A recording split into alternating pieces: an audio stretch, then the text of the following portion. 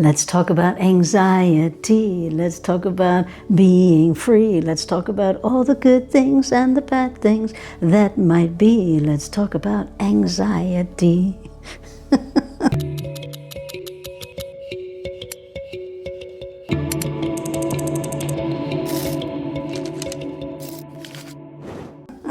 It's a big one, and many people have suffered from it and continue to do so today. And it holds us back in the way we do life and the way we see life and the way we see ourselves. So what is anxiety? It's something that gets stemmed from a thought, from an overthinking mind. And it comes when we feel overwhelmed. And when we feel overwhelmed, we start to feel like disconnected.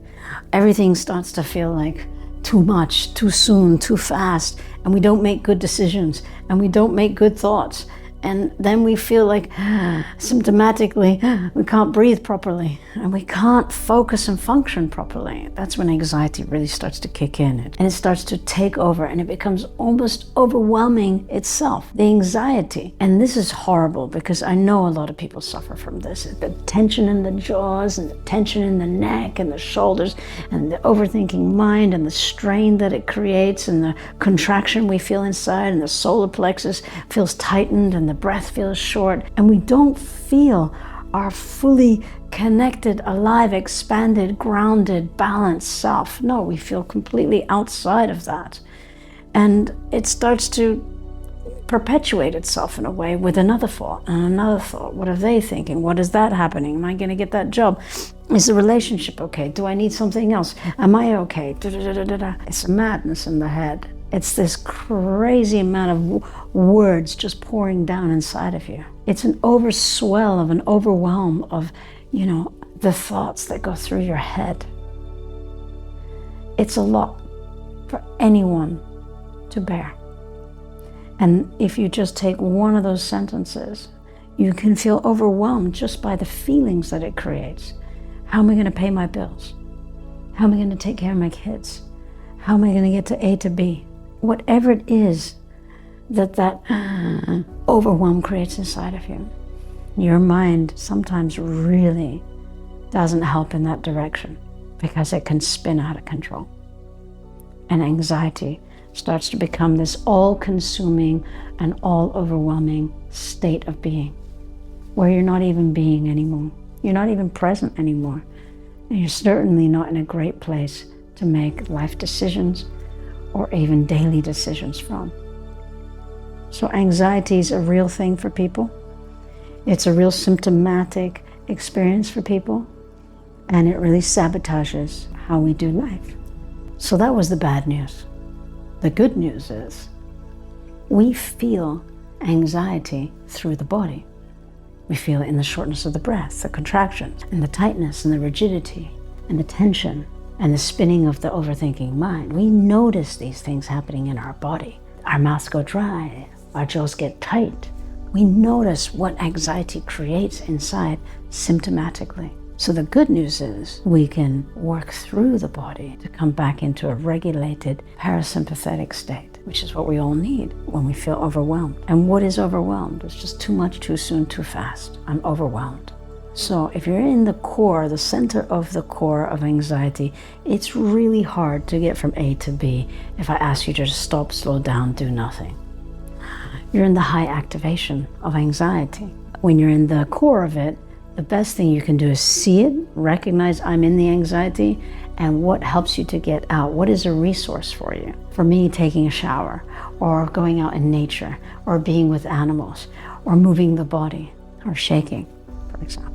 When you're at the core, you need a bit of time to be able to step out of it. So please be kind and gentle to yourself, because that mind inside of you, especially the part that's hard on you, can pressure you and create more overwhelm. When you're becoming aware that you're going in that direction, that's when you can slow things down a little bit earlier. And that awareness is something that you need to start to develop. You need to sense, wow, when I'm in the center of something, I stop for a moment and I go, how did I get here? I backtrack my steps. What was the trigger point? What was the activation? What sent me to this place?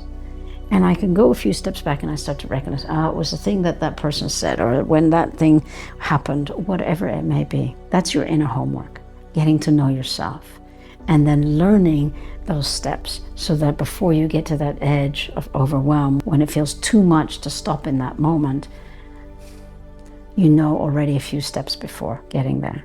When you become aware that you're going in that direction, do the very things that help you to slow down.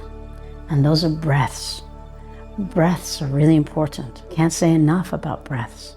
Taking deep breaths and blowing out very slowly. We're hearing it again and again and again, so much so people are getting breath coaches in learning how to breathe, the very thing that you were born with. But we need to remember, in this busy world, we need to remember to breathe. Breathing sends not only signals to your body to kick in your parasympathetic, it starts sending signals that I'm safe, that I'm okay, to slow down, to be here, to come into presence. Breathing brings oxygen to your lungs and it starts to change the alchemy inside of you.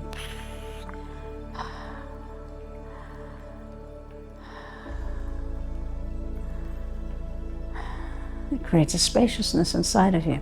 So anxiety is when we start to feel like a tunnel-like vision, compact, like almost. And breathing slows it down. Otherwise we become like a ticking time bomb. Any little thing will trigger you and then boom. So learning that edge steps before so that you can go, I need to breathe. My favorite thing to do is sit in stillness and silence and breathe and orientate in. And the chaos outside, I unplug and plug in.